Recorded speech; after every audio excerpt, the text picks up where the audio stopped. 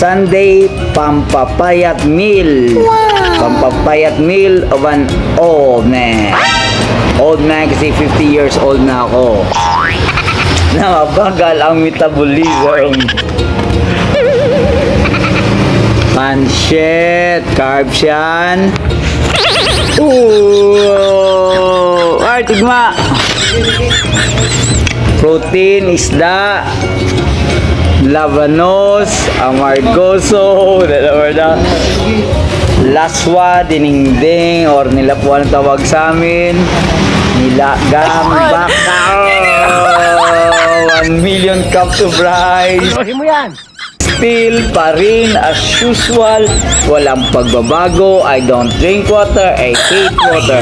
Hindi ako uminom ng tubig after kumain. Yeah, food ka, yeah.